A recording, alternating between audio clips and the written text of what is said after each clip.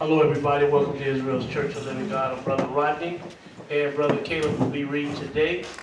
We'll be doing a lesson today entitled Black History Part 4, A Worldwide Deliverance.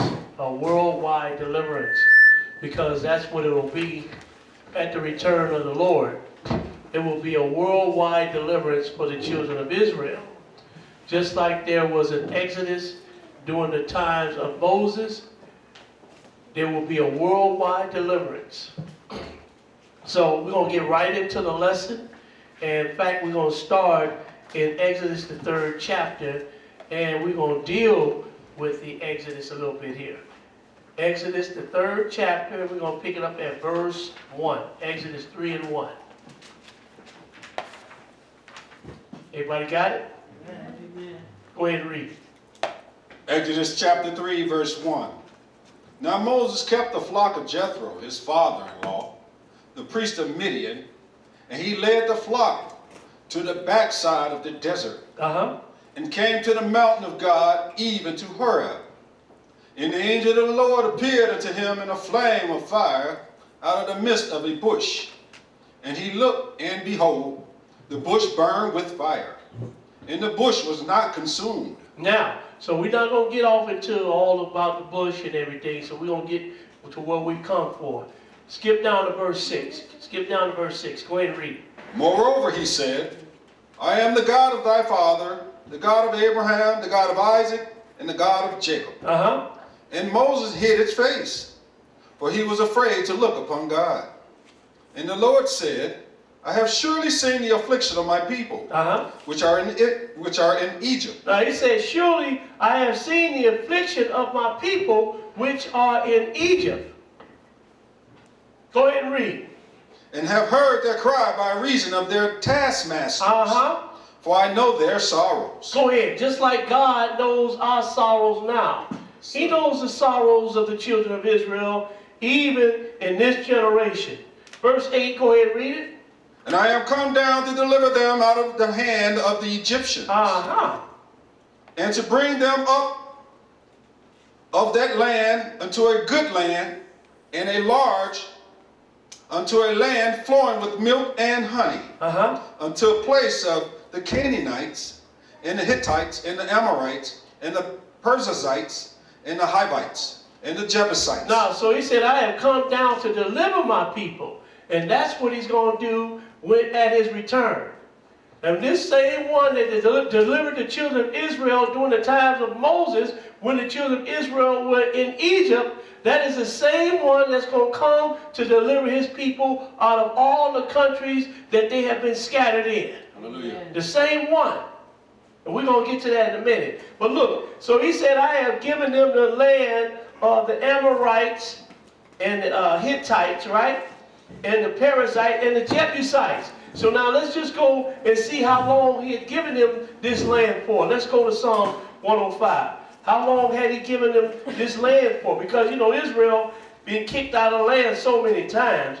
But then God had made a covenant with the children of Israel, with Abraham, with Isaac, with Jacob, and then with the children of Israel, that he was going to give them this land for everlasting covenant.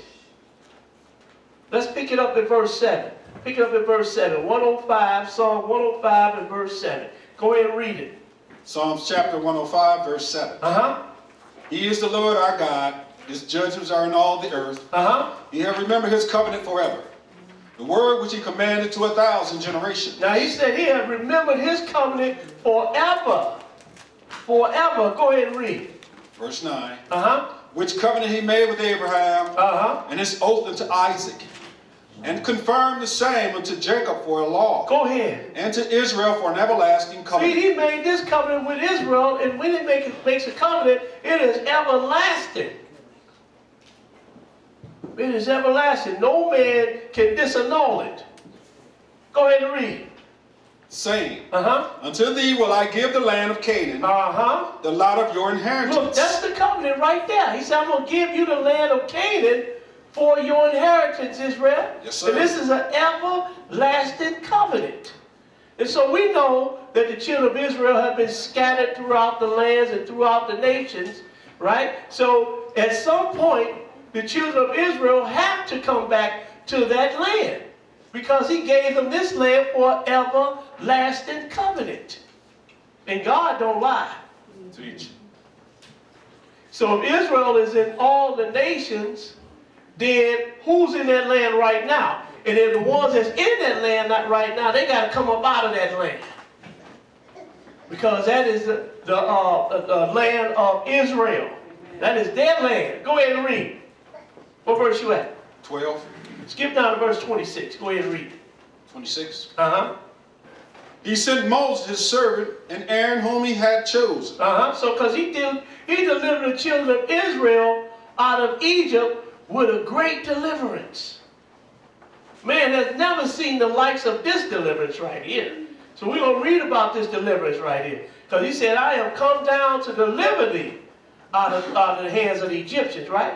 Go ahead and read. 27. Uh-huh. They showed his signs among them Uh-huh.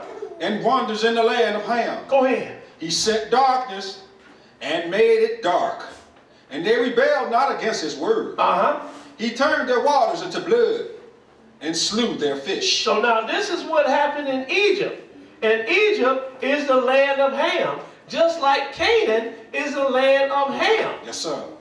You know, I heard my brothers just say just a couple of days ago that Israel was not in Africa. Yes, it was. It wasn't until they put the Suez Canal in there that now it sits on the Asian continent. But it was founded on what continent? The African continent. Yes, sir. That is the land of Ham, just like Egypt. Go ahead and read. Verse 30. Mm-hmm. Their land brought forth frogs in abundance Uh-huh. in the chambers of their king. Go ahead. He spake, and there came diverse sorts of flies Uh-huh. and lice in all their coasts. Look, you know, Lord had Moses coming back and forth to Pharaoh. Look, I'm going to send lice. Tell him to let y'all go, but he's not going to let you go. Tell him I'm going to send some frogs in there, and he's still not going to let you go. Why? Because the Lord wanted to show his power to the children of Israel as well as to the Egyptians. Teach. So now he's seeing flies in there, he's seeing lice in there. Go ahead and read. He gave them hail for rain Uh-huh. and flaming fire in their land. He smote their vines also and their fig trees Uh-huh. and brake the trees of their coasts. He spake, and the locusts came, and caterpillars, and that without number, Go ahead. and did eat up all the herbs in their land. Look, he had the caterpillars and the locusts to just come eat up their vegetation, the trees and stuff. So when they left up out of there, children of Israel left up out of there, they left Egypt bare. Come on, bro. Pharaoh's like, man, this got to be God. But go ahead and read. And did eat up all the herbs in their land, Uh-huh. and devoured the fruit of their ground. He smote also the firstborn in their land, Uh-huh. the chief of all their strength. He brought them forth also with silver and gold. Now look, when they came up out of there, they had silver and gold. But this is how the Lord takes care of his people. Just like when he comes to deliver us at his return, once we go into the wilderness, he's going to make it blossom like a rose. There's going to be plenty of food and plenty of water and everything. It's written. He's going to take care of his people. And the Lord knows how to deliver with a great deliverance. So he said he smote all the firstborn in their land and the chief all their strength. And this is when Pharaoh said, you know what? It's time for y'all to go. Because he had killed Pharaoh's firstborn. And all the Egyptians, he had killed their firstborn. And Pharaoh was like, you know what? It's time for y'all to go. Go ahead and read. He brought them forth also with silver and gold, and there was not one feeble person among their tribes. Uh-huh. Egypt was glad when they departed. See, they was glad when they left. Because the Lord, he knows how to put it on. Look, get these people out of here. Y'all want some gold? Y'all want some silver? It must be awesome. Because you all have to go. Unless y'all leave up out of here, we'd be all dead men. And Pharaoh's like, you know what? Moses, take everything. Take your people, take your cattle, Take everything and bless me also. Yes, sir. Amen. Go ahead and read, because that's what's going to happen when the Lord comes and deliver his people. They're going to be like, look, get these people out of here. Verse 38, read it again. Yes, sir. Yes, sir. Egypt was glad when they departed, Uh-huh. for the fear of them fell upon them. The fear of them fell upon them. When the Lord returned, he's going to have to put fear in this man to let his people go. He's going to have to put fear in them. Let's go to Jeremiah 32. Jeremiah 32. And we're going to pick it up at verse 17. Jeremiah 32 and 17.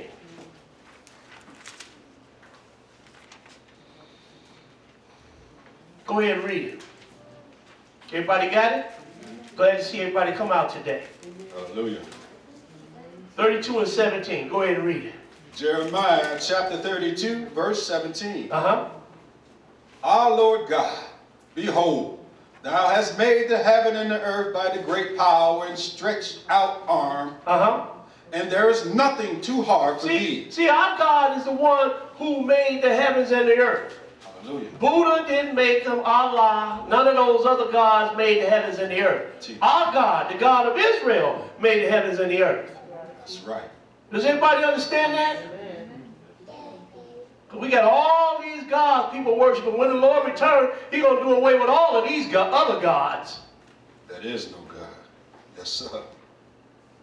Go ahead and read, brother. Thou showest loving kindness unto thousands, Uh-huh. and recompenseth the iniquity of the fathers into the bosom of their children after them. Uh-huh. The great, the mighty God, The great, the mighty God. Go ahead and the read. Lord of hosts, Uh-huh. is his name. Keep reading. Great in counsel and mighty in work. Uh-huh.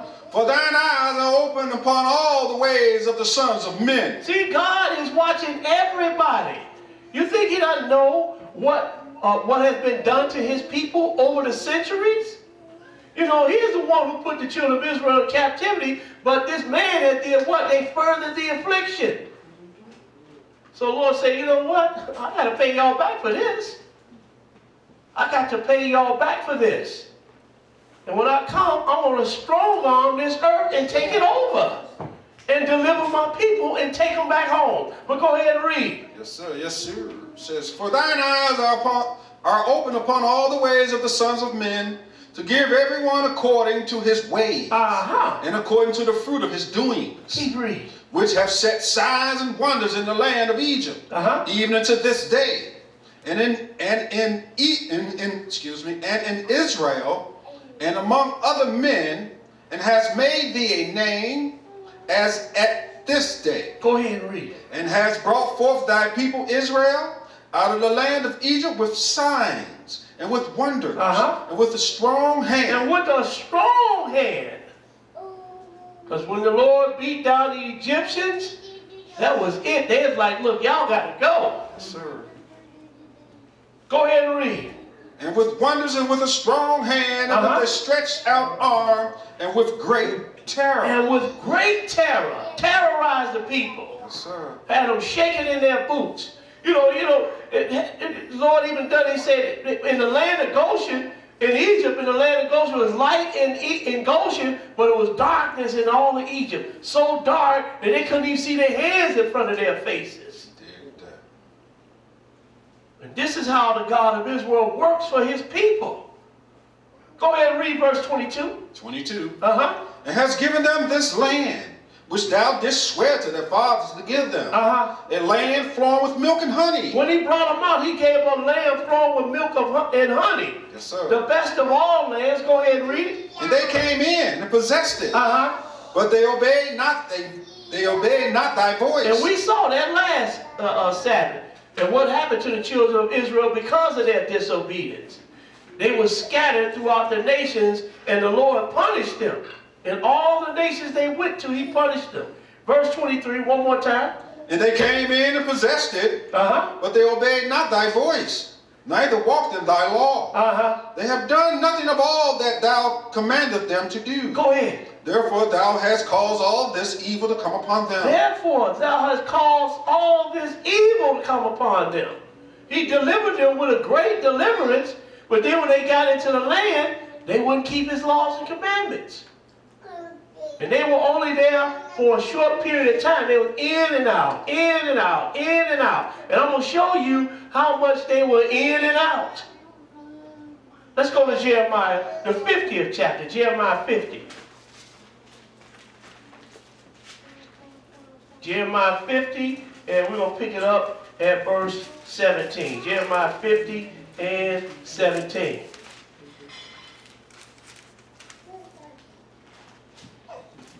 Go ahead and read, brother. Jeremiah chapter 50, verse 17. Uh-huh. Israel is a scattered sheep. Uh-huh. The lions have driven him away. First the king of Assyria First, the king of Assyria, has devoured him. Go ahead. And last, this Nebuchadnezzar, king of Babylon, hath broken his bones. Now, so we saw them go into captivity in Egypt. Then the Assyrians came and got them, put them in captivity. Then here come the Babylonians, Nebuchadnezzar, to put them in captivity. But we're just going to take it a little bit further. So we're going to, let's see, we're going to the last 2 million years. So look at how the children of Israel went in from captivity to captivity.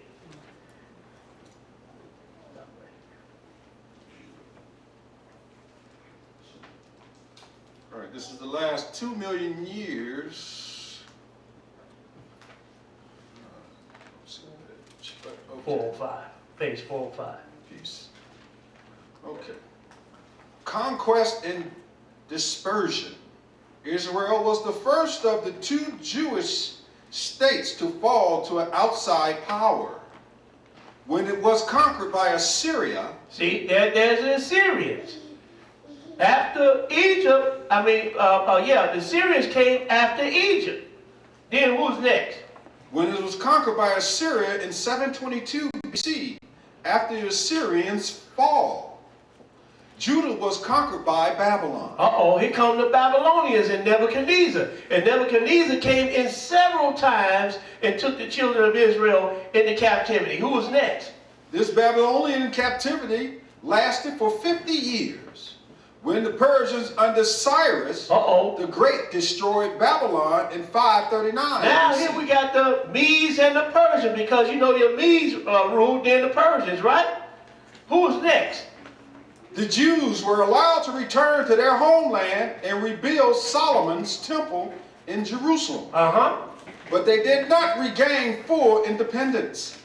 Persia was conquered by Alexander the Great. Here come the Greeks. Now they got them in captivity. Go ahead and read. Persia was conquered by Alexander the Great in 332 BC. And after his death, 2 Greek dynasties battled for the division of his conquests. The Ptolemies controlled Israel until 200 BC. Now these are Greeks now. They controlled it until 200 BC. What happened then? Who came next? When they were driven out by the Seleucid ruler. Go ahead. Antiochus III. A Jewish revolt in 141 BC, led by Judas Maccabeus. Now look, here comes Judas Maccabeus against the Greeks. He won for a little while and came and regained the temple and everything, but then here comes somebody else after that though. Go ahead and read. Led by Judas Maccabeus, ousted the Greeks. The Maccabee dynasty held power for 70 years before it was overthrown by the Romans. By the who? The Romans. Now if you go into Daniel, you'll see the succession in sequence. And this is historical proof that the Babylonians ruled first, then the Medes and the Persians, then the Greeks, then the Romans. Just like the Bible says. You know, I know we got a lot of people say, well, you know, the Bible ain't true. Well, what is all this history coming from then? Who are they talking about? And we know for sure that the temple was destroyed in 70 AD. Who was in Jerusalem in 70 AD? Talking about, you even got some people so crazy, they say Israel never existed. Those people, those those are make-believe people. In other words, Israel come out of comic book. This is what they saying. These people never, I'm looking at all this history right here, and it's going in succession just like the Bible said. And then we sure enough got evidence of the temple being destroyed in 70 AD. The Roman Christians know that. But go ahead and read some more. Yes, sir. It says, Rome ruled Israel through a series of puppet kings. Under one of these kings, Herod Antipas, Jesus Herod Christ. Antipas. Now hold on. Because the Herodian dynasty, they were Edomites. Or what we commonly call today Jews. Or Jewish people. So these Herodians were Edomites. Go ahead and read. Herod Antipas, Jesus Christ embarked on his mission. The Jews could never reconcile themselves to Roman rule, and in AD 66, revolt broke out, fomented by a group called the Zealots. Rome's reaction was harsh and brutal. Jerusalem fell to the Roman legions in 70 AD. Now there's plenty of evidence of this. Plenty of evidence, plenty of archaeology dealing with this. But go ahead. Yes, sir. It says, Roman legions in 70 AD had the city's temple was again destroyed. The remnants of the rebel forces held out at Masada until... Now look, they just found Masada not too long, maybe about 50 years ago they found Masada. And it's still intact. Come on. It's still intact. Go ahead and read.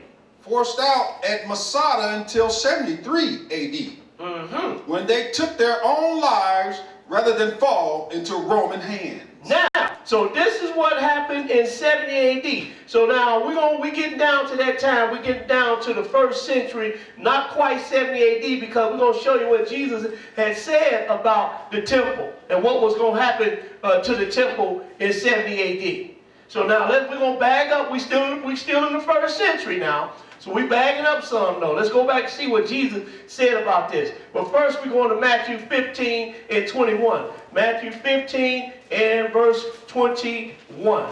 When you get it, go ahead and read it. Matthew 15 and 21. So you know the Egyptians had the children of Israel as slaves. Then here come the Assyrians. Then here come the Medes and the Persians. Then here come the Greeks. Then finally here come the Romans. And then everybody know what happened after that. If you don't, we're going to read it to you. Come on, bro. Matthew 15 and 21. Go ahead and read it. This is Matthew's chapter 15, verse 21. Then Jesus went thence and departed into the coast of Tyre and Sidon. And behold, a woman of Canaan came out of the same coast and cried unto him, saying, Have mercy on me, O Lord, thou son of David. My daughter is grievously vexed with a devil. But he answered her not a word. And his disciple came and besought him, saying, Send her away, for she crieth after us. But he answered and said, I am not sent but unto the lost sheep of the house of Israel. I am not sent but unto the lost sheep of the house of Israel. Now, I read you that for a reason. But now, we're going to go right now, we're going to look at how the temple was destroyed in 70 AD, or how Jesus talked about the temple being destroyed in 70 AD. So I read you that for a reason. We're going to come back to that. Because he said, I am not sent but to the lost sheep of the house of Israel. Now, let's go to Luke, the 19th chapter, Luke 19. Luke 19. Because you know, if this didn't happen then, and children of Israel didn't exist then, who are these historians writing about then? Why would they be writing this? And then why is Jerusalem in ruins? We still have Jerusalem in ruins from 70 AD. That's right, bro. Make it plain. We have Luke 19 and 41. Even talked about what's his name, Clavius, supposed to have written the New Testament. Flavius, not Clavius, but Flavius, the Flavius dynasty in the 1st century, they wrote the New Testament. The apostles never existed. Well, I'm like, well, the Flavians wrote the New Testament, then they got a lot of things that they talking about, saying about themselves being destroyed then. Now, hey, if I'm going to be destroyed, I'm not going to write nothing about me being destroyed. Prophesied, you understand?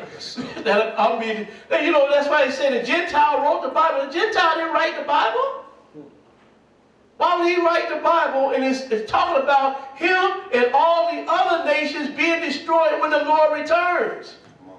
I wouldn't write, would you write about you being destroyed? I'd be like, no, we're going to defeat him and we're going to defeat this person and that person. What's the point?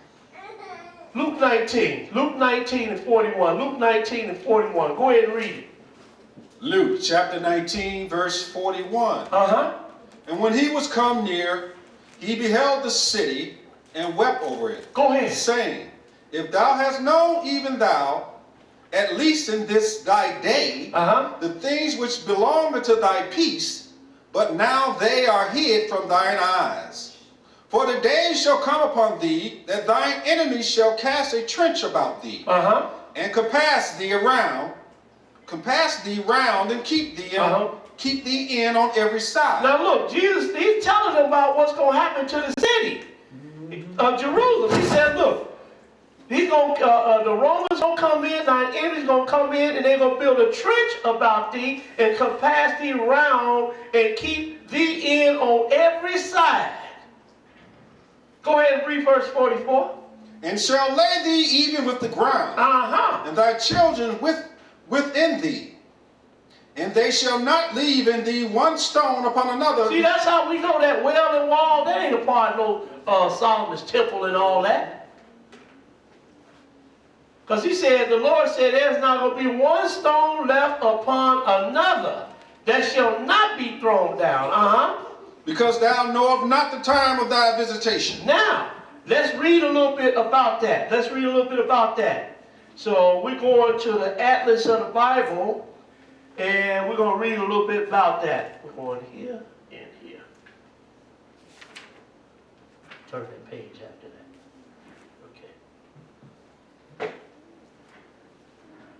Now, we could read you all this, but we ain't going to read all of it, okay? So we're just going to get to the highlights, and then we're going to keep moving. The highlights, bro. Right there. Right there, go down here. Yes, sir. This is page 204. Atlas of the Bible. In 68, the Roman commander launched a methodical campaign to isolate Jerusalem. The overthrow of and suicide of the Emperor Nero brought Yes? Keep going? No, start down here. No, you can go ahead and read that, then just go down after you read this paragraph. Yeah. The overthrow and suicide of Emperor Nero brought operations in Judea to a temporary halt as Vespasian prudently withdrew to test the imperial winds, Eventually, he himself was declared emperor. Sailing for Rome in the spring of 70, he left his capable son Titus in charge of the campaign against Jerusalem. Go ahead, just start down there. We don't want to read all of that. Okay. The walls enclosing the temple and the upper and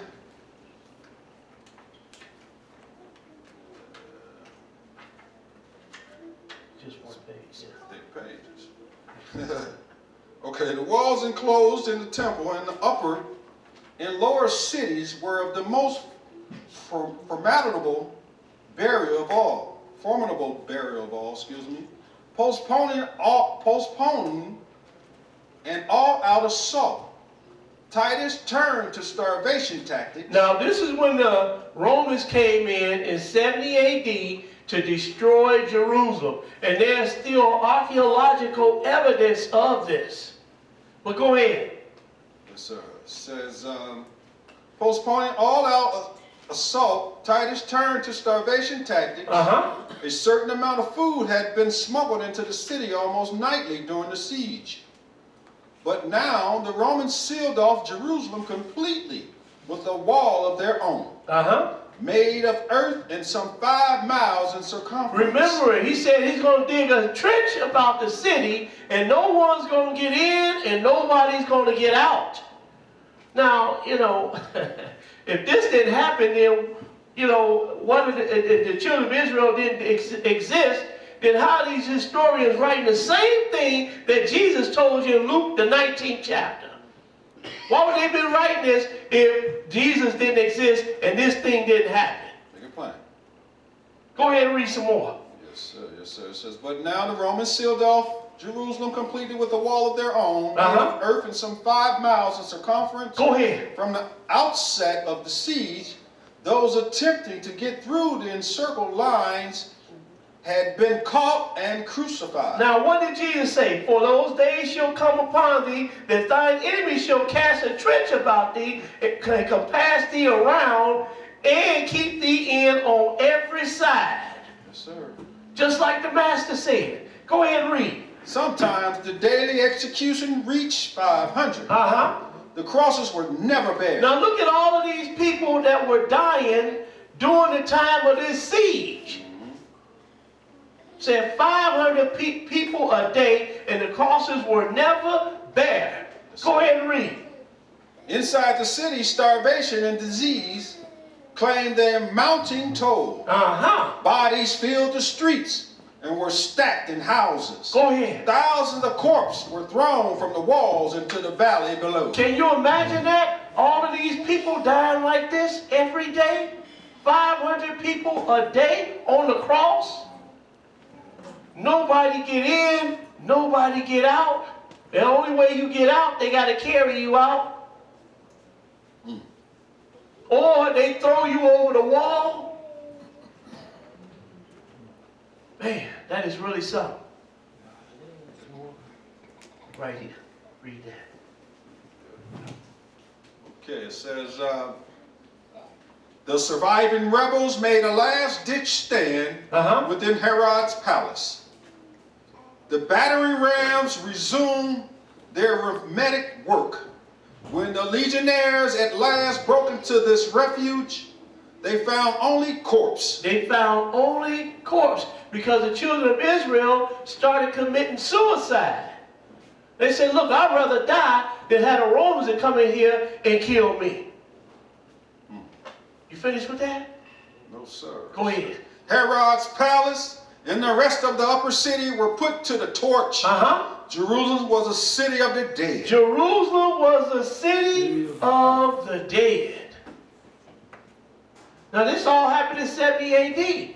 And then Jesus told you more about this. Let's go to Luke the 21st chapter. Luke 21. And we're going to pick up at verse 20. Luke 21 and 20. All before it happened. He told you about this. Luke 21 and 20. Go ahead and read it. Luke chapter 21, verse 20. And when ye shall see Jerusalem compassed with armies, then know that the desolation thereof is nigh. Then let them which are in Judea flee to the mountains, and let them which are in the midst of it depart out. Go ahead. And let not them that are in the countries enter therein too. For these be the days of vengeance, that all things which are written may be fulfilled. But woe unto them that are with child, and to them that give suck in those days. For there shall be great distress in the land, and wrath upon this people. If there should be great distress in the land and wrath upon this people, the children of Israel. And we could go over in Obadiah and read you some more of this. And then we can show you in Obadiah who's helping the Romans to destroy Jerusalem and its people. Yes, sir. It was none other than our twin brother, the Edomites. Go ahead and read. 24. And they shall fall by the edge of the sword, and shall be led away captives into all nations. Stop right there. You see that? This is what happened to the children of Israel. Hallelujah. They were led away captive into all nations. All nations. And we know how they were led away captive into all nations. They didn't have no planes. They didn't have no trains. Right? So how were they led away captive into all nations? They had to go on ships. And that's just what Moses said in Deuteronomy 28 chapter. And the Lord don't lie. No, sir. No, sir. The Lord does not lie. He said, and they shall fall by the edge of the sword and shall be led away captive into all nations. Go ahead and finish that. And Jerusalem shall be trodden down of the Gentiles until the time of the Gentiles be fulfilled. Now, is the time of the Gentiles, has that been fulfilled yet? No, sir. No, it hasn't. So where are the children of Israel then? They still in captivity in all nations. Right here. In all nations, just like the Master said. So now, we see them, they was in captivity in Egypt. We saw they were in captivity in Assyria. And Medes and the Persians had, Babylonians had them in captivity. The Medes and the Persians had them in captivity. The Greeks had us in captivity. The Romans had us in captivity. And finally, the world had us in captivity. So now we're going to ask a question that Jeremiah asked right here. Jeremiah 2 and 14. Jeremiah 2 and 14. Because these people have been in captivity ever just about all the time as they existed. And that's another reason why we know that we are the children of Israel. Because our people have always been in captivity. Jeremiah 2 and 14. Jeremiah 2 and 14. Go ahead and read it. Jeremiah chapter 2, verse 14. I'm sorry. Yeah, go ahead and read verse 14. We're going to go straight to it. Is Israel a servant? Is he a homeborn slave? Is he a homeborn slave? Because we have been in slavery ever since our people have existed. We have been in slavery. So he said, look, is Israel a servant? Is he a homeborn slave? Finish that. Why is he spoiled? Why is he spoiled? Israel has been, I can answer that question too. Yeah, he's a homeborn slave. Because ever since our people have existed, we have been in slavery. And now the Lord has us in slavery in all of the nations. All of the nations. Now look, and I asked them, we're going to ask the first chapter because they asked the question to the Lord when he ascended to heaven. So they asked him a question. Because Israel, look, we're ready to take over. We're ready to do our thing. We're ready to get our nation back. So they asked the Lord something. Acts the first chapter. Acts the first chapter. And we're going to pick it up at verse 1. Acts 1 and 1. Acts 1 and 1. When you get it, go ahead and read it. Acts chapter 1, verse 1. The former treaties have I made, O Theophilus, of all that Jesus began but both to do and teach. Until the day in which he was taken up. After that, he through the Holy Ghost had given commandment unto the apostles whom he had chosen. To whom also he showed himself alive after his passion by many infallible proofs, being seen of them 40 days, and speaking of the things pertaining to the kingdom of God. Now you see that he was speaking to them things pertaining to the kingdom of God. Because the kingdom of God is coming. Yes, sir. It is coming. Skip down to verse 6. Skip down to, I know that's hard for people to believe, and that's hard for, especially Israel, the one that calls himself Kemetic and Muslim and all that. It's hard for them to believe that the kingdom of God is coming. But it's not going to be hard for you to believe when that sky rolls back like a scroll, and you see them sitting there. It won't be hard to believe then. They're going to be like, man, this Bible is real. God, the God of Israel, he is real. Skip down to verse 6. Skip to verse 6. Go ahead and read it. Verse 6. Uh-huh. When they therefore were come together, they asked of him, saying, Lord, wilt thou at this time restore again the kingdom to Israel? See, so they want to know, you know, we still in the first century, and they're asking him, look, Lord, are you going to restore Jerusalem at this time? They didn't understand prophecy. But go ahead and read. And he said unto them, Uh-huh. It is not for you to know the times of the seasons, Uh-huh. which the Father hath put in his own power. Look, that's the Father's information. You won't be here when he restored the kingdom. You'll be dead in your grave. Then he got to raise them up. Go ahead and read. Verse 8. Uh-huh. But ye shall receive power after that the Holy Ghost is come upon you. Uh-huh. And ye shall be witnesses unto me both in Jerusalem and in all Judea. Uh-huh. And in Samaria, and unto the uttermost parts of the earth. Go ahead. And when he had spoken these things, while they beheld, he was taken up. And a cloud received him out of their sight. Uh-huh. And while they looked steadfastly toward heaven, as he went up, behold, two men stood by them in white apparel. Uh-huh. Which also said, Ye men of Galilee, why stand ye gazing up into heaven? This same Jesus, which is taken up from you into heaven, Uh-huh. shall so come in like manner as ye have seen him go into heaven. Wait a minute. Did Jesus come back yet? No, sir. But you know, you got some people out there still hollering that Jesus came back in 70 A.D. Whoa. I'm like, wait a minute. You mean tell me Jesus came back in 70 A.D. and then nobody see him? What did he come back for? Verse 12. Go ahead and read it. 12. Then returned they unto Jerusalem from the mount called Olivet, Uh-huh. which is from Jerusalem a 7 days' journey. So now if you go back to Zechariah 14 chapter, you'll see that the first place the Lord's foot is going to hit on this earth, it will be the Mount of Olives. And then it's going to split in half. Has the Mount of Olives split in half yet? It's still intact. So we know that the Lord had returned in 70 A.D. Because the Mount of Olives is still intact. And when he returns, it's going to split in half.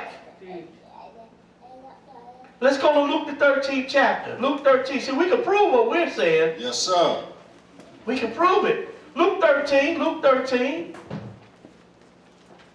See, everybody got their own stories. But the story is told right here in the book. Told right here in the book. Luke 13 and 34. Luke 13 and 34. Go ahead and read it.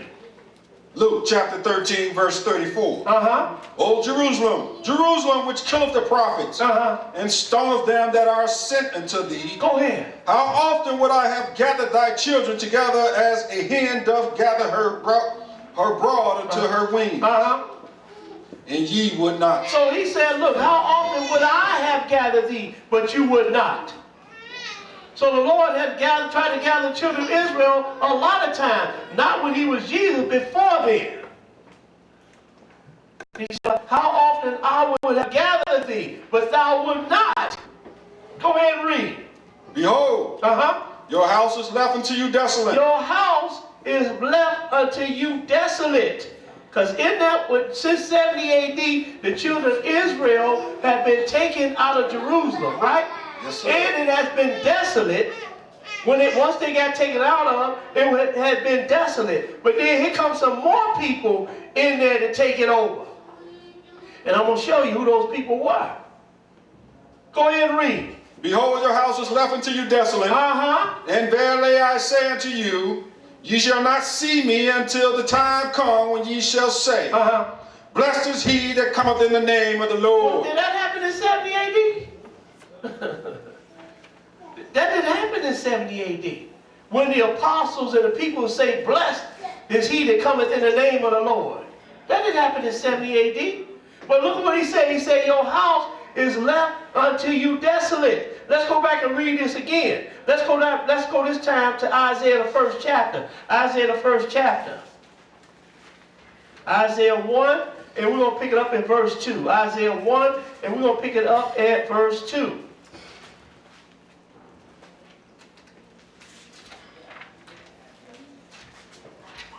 Isaiah 1 and verse 2.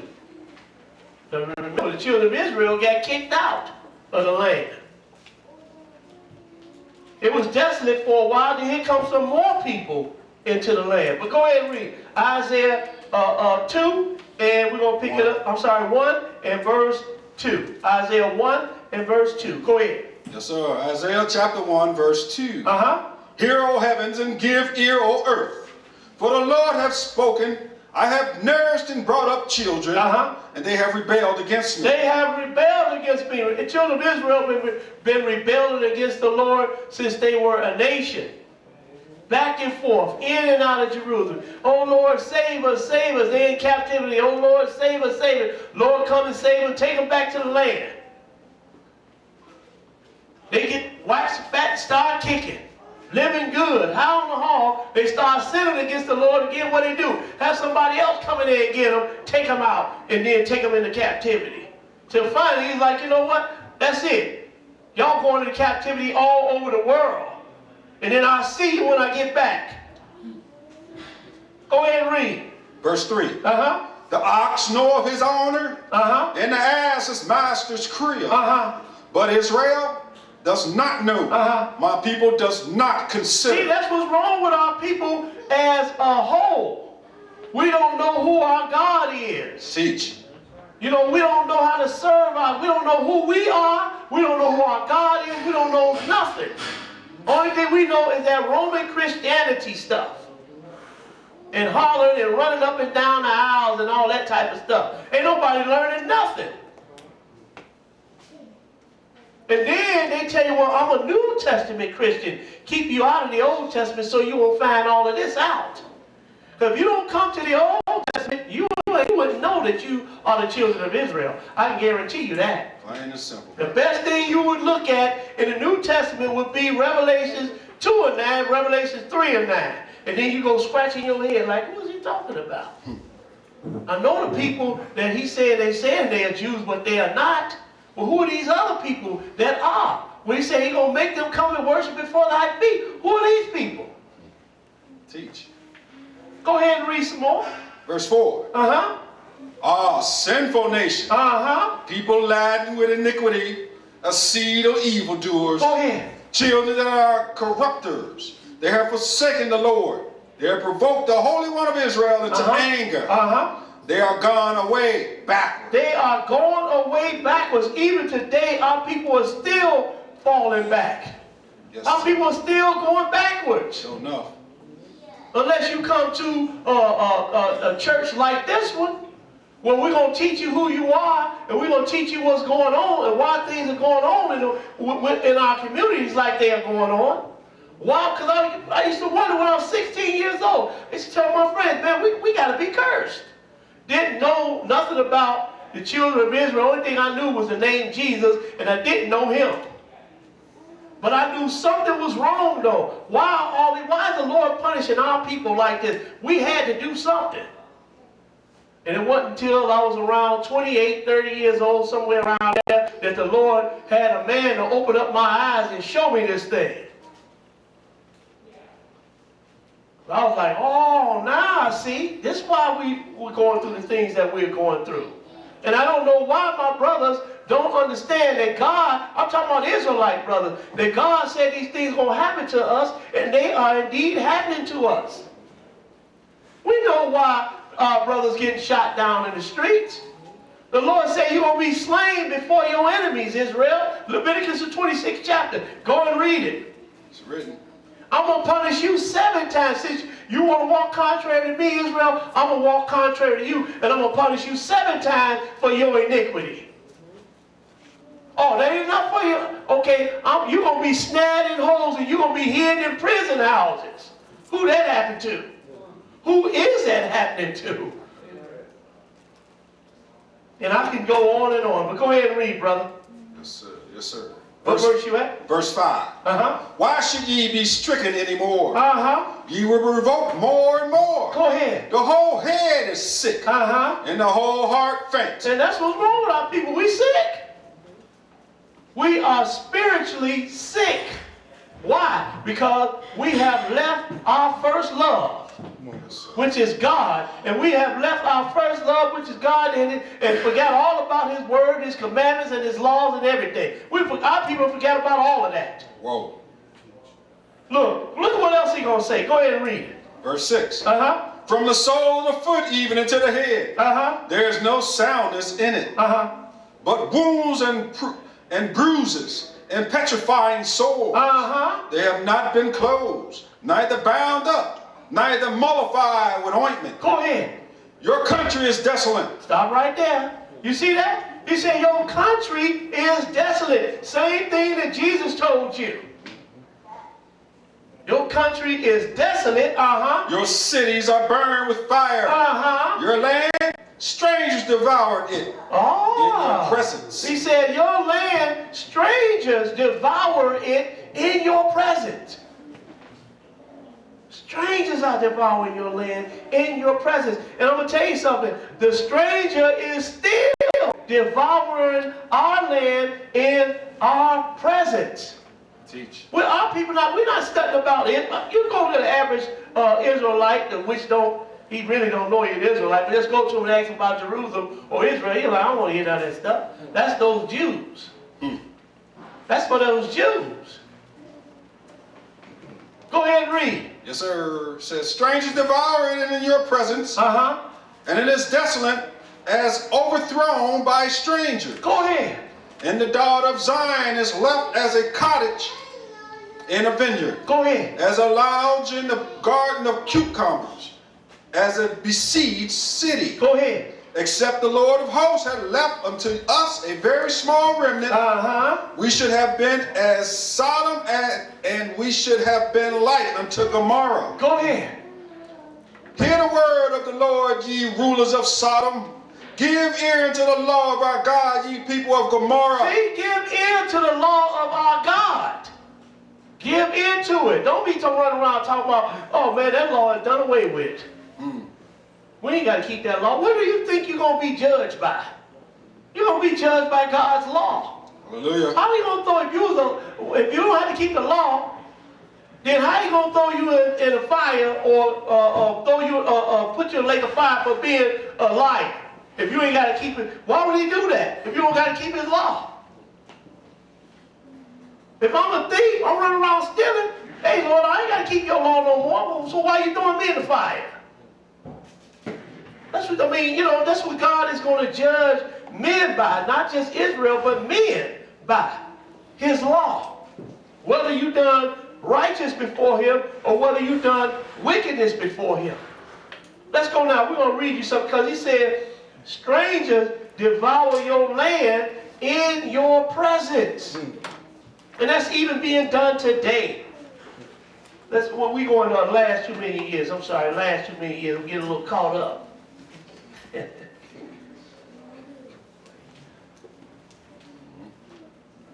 For the last 2 million years, it says, for nearly 1900 years, Palestine, as the Romans had renamed Israel, was ruled and fought over by foreigners. By what? By foreigners. By foreigners. For how long? 1900 years. For 1900 years. That land has been fought over by foreigners. Yes, sir. Your country is desolate. Your cities are burned with fire. Your land, strangers devour it in your presence. And it is desolate as overthrown by strangers. And our land is being decimated by strangers even today. And it's been fought over by strangers for 1900 years. That would put us back to the 1st century. Does everybody understand? This thing is for real. We're not playing around here. Are you done? No, sir. Go ahead. It says, going back at the top, For nearly 1900 years, Palestine, as the Romans had renamed Israel. See, the Romans renamed Israel Palestine. Go ahead and read. Was ruled and fought over by foreigners, Romans, Byzantines, Sassanid Persians. See, look at all these Arabs. people fighting over the land. Who's fighting over the land right now? Arabs. And who else? Edomites. That's how we know who these people are. You know, I got a sister keep arguing with me about, you know, the Arabs, that's the Edomites. I'm like, okay, well then, who are the Arabs? Who are the Arabs? Well, there's going to be a sacrifice in Bozrah. I'm not saying that there's no Edomites in Bozrah. I'm not saying that. But you're not going to sit here and tell me that the Arabs are Edomite. Then you got to show me then who are the Arabs. Well, then see, Esau mingled his seeds with the Arabs. I was like, okay, well then if the Esau laid with the Arab and they had a baby, if the man, Esau the man laid with the woman Arab and they had a baby, what is that child? Your fathers. The Edomite. Yes, sir. And vice versa. So you talking about Bozrah, okay, might be some Edomites in Bozrah. Lord's going to catch them and get them wherever they are. That's where he's going to get them. And we know, did she try to, you know, oil is the highest commodity. No, it's not. Gold is. Gold is king, not oil. Oil fluctuates up and down. Gold don't go up and down like oil does. And the proof is in the pudding. Look what happened 10 years ago. The oil was up $100-something a barrel, $150 a barrel. We're paying almost $5 for a gallon of gas. But anyway, I done went off a little bit. Read that over, brother. All right. Times we live in. Okay, back at the top, y'all. It says, for nearly 1900 years, Palestine, as the Romans had renamed Israel, was ruled and fought over by foreigners, Roman, Byzantine, Sassanid Persians, Arabs, Crusaders, and Turks. All controlled it at various times. See, all these people controlled Israel at various times. Just like when you had the Egyptians, then you had the Syrians come in, then the Babylonians came in, the Persians, the Medes and the Persians, the Greeks, the Romans. And then your land was left unto you desolate, Israel. Now you got all these people fighting over the land still. And it's not going to belong to neither one of them when the Lord returns. That's right. Neither one of them. That's right. You finished that, brother? The few Jews who remained there were a subject people. So that, you know, the Edomites, you know, by this time they were being called Jews because they took over the name of Israel, or the Edomites took over the name of the Jews. They disappeared. Israel was carried off captive in 70 AD. The Edomites disappeared in 70 AD. Ding, ding, ding, ding, ding. Tell you, boy, the Lord got this thing lined up, and if you want to find out about it, you can find out about it. All you can do is open up some books and start reading. Let's go now. Let's go to Deuteronomy 32nd chapter, because the Lord said that he was going to disperse Israel into all the nations. Deuteronomy 32, we're going to pick it up at verse 26. Deuteronomy 32 and 26. And when the Lord says something, man, he means it. He means it. Deuteronomy 32 and 26. Deuteronomy 32 and 26. Go ahead and read it. Deuteronomy chapter 32, verse 26. I said, I would scatter them into corners. I will make the remembrance of them to cease from among men. Now, who knows us as the children of Israel besides us? Who knows us as the children of Israel? Everybody, other nations, man, y'all crazy. And then our people are kind of crazy because they calling Hispanics, calling them Israelites. They ain't been on one slave ship. The Indians calling them Israelites.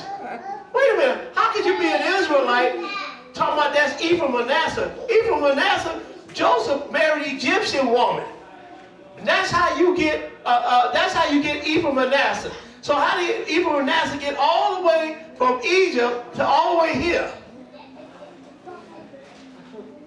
I mean, does that make sense? And then you talk about people that are native of this continent. They are natives of this continent. They were never natives in Israel. But anyway, I said I will scatter them into corners. I will make the remembrance of them to cease from among men. And that's exactly what has happened to our people. He scattered us into the four corners of the earth, and now nobody knows us as the children of Israel. But hold on. Wait a minute. Because that's going to change. That is going to change one day. Let's go now. Let's go to Jeremiah, the 31st chapter, Jeremiah 31. Because that's going to change one day. You think God going to leave his people in captivity forever? No, sir. Jeremiah 31 and 10. Jeremiah 31 and 10.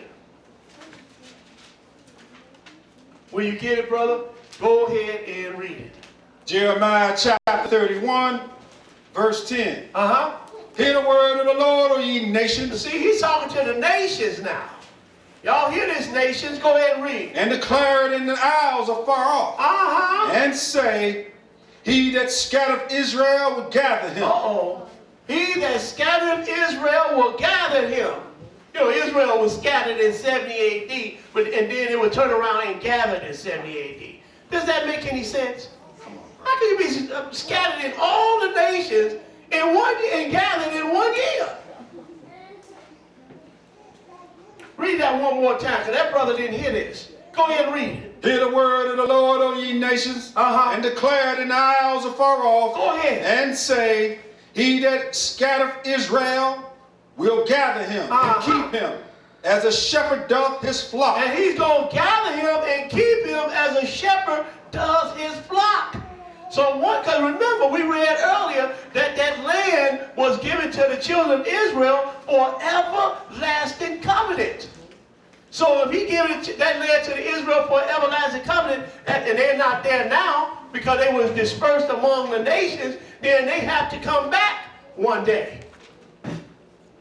So he that scattered Israel is going to be the one that's going to gather him. Let's see who's going to gather Israel. Let's go to Genesis 49th chapter. Genesis 49. That's why I look at people, why are you going to the Old Testament? Because this thing's in the Old Testament. Here we are in Genesis, and we're going to read about something beyond us. That's why we go to the Old Testament. We New Testament Christians. Yep, that's why you don't know much. Because you New Testament Christian. You got to go back to the foundation first. Then you go to the New Testament. Then you go line upon line, precept upon precept, here a little and there a little. It don't tell you just go into the New Testament. Jesus ain't never told you that. He was a New Testament Christian, or one of the apostles. We New Testament Christians. The apostles never said that. They always referred you back to what? The scriptures. Genesis 49 and 8. Genesis 49 and 8. When you get it, go ahead and read it. Genesis chapter 49, verse 8.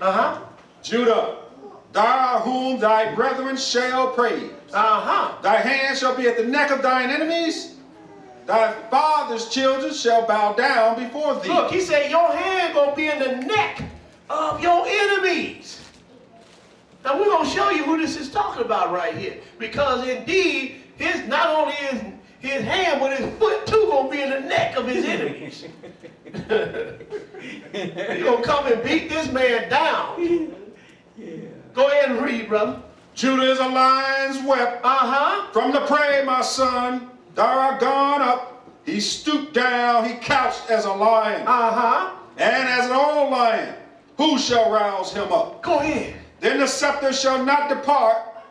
The scepter shall not depart from Judah, nor a lawgiver from between his feet, until Shiloh come. Until Shiloh come, And unto him shall the gathering of the people be. And unto him shall the gathering of the people be. So now we know that this Shiloh is a him. And we know that until Shiloh will be the gathering of the people. Now he's going to give you a little bit more. Go ahead and read. Binding his foal unto the vine, Go ahead. and his ass's coat unto the choice vine. Now who done this? This was Jesus. All day. He said, bind his foal unto a vine and his ass coat unto a choice vine. Go ahead. He washed his garments in wine, and his clothes in the blood of grapes. He just went beyond us. In one verse, he went to the time that Jesus was here as a man, and then he went beyond us when he's going to return. Crushing grapes. Woo. Did y'all catch that? Read that verse one more time, verse 11. Read it one more time. Here we go. Binding his foal unto the vine, and his ass's coat unto the choice vine. Now that happened in the first century when Jesus was here. He said, look, told the apostle, go to this man's house and he's going to have an ass, a coat fold there. Go get that ass and bring him to me. Now he's going to go beyond us. Go ahead and read it. He washed his garments in wine. Now wait a minute, did Jesus do this when he was here? No. He didn't do this when he was here. No. He washed his garments in wine, And his clothes in the blood of grapes. and his clothes in the blood of grapes. Somebody is in trouble.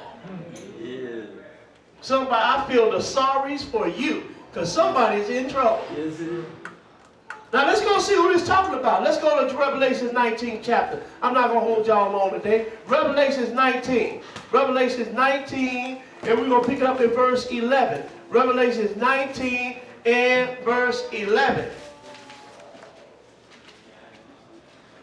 Who is this is coming with dyed garments and the blood of grapes? Who is this coming? Let's go to Revelation 19 chapter. We're going to pick up at verse 11. Let's see who this is. Go ahead and read it. Revelations chapter 19, verse 11. Uh-huh. And I saw heaven open, and behold, a white horse. Uh-huh. And he that sat upon him was called Faithful and True. Go ahead. And in righteousness he doth judge and make war. Now stop right here. He said, because in righteousness he doth judge and make war. So I didn't have this in the lesson, but I'm going to throw this in here. Psalms 110, I believe it is. Psalm 110.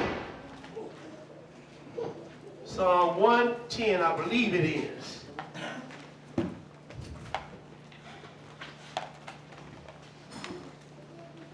When you get it, go to verse 1. Psalm 110 and 1. Psalms chapter 110, verse 1. The Lord said unto my Lord, sit thou at my right hand until I make thine enemies thy footstool. Now he said, the Lord said unto my Lord, sit thou at my right hand till I make thy enemies thy footstool. Wait a minute, how many lords you see here? Two.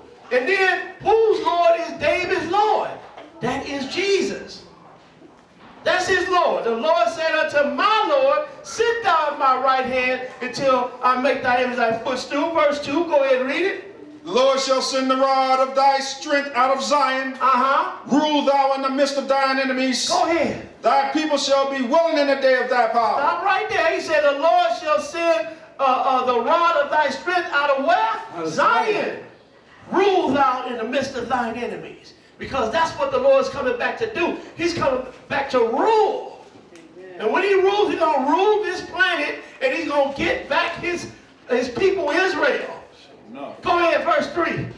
Thy people shall be willing in the day of thy power. In the beauty of holiness, from the womb of the morning, thou hast the dew of thy youth. Go ahead. The Lord hath sworn and will not repent. Thou art a priest forever, after the order of Melchizedek. That's how we know that these people that's calling themselves priests, and we know the people that saying that the Lord have given them the Aaronic priesthood.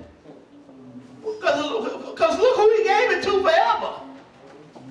And then we know that the Lord didn't give these people the Melchizedek priesthood. Because look who he gave to forever. How could he give it to Jesus forever and then turn around and give it to you?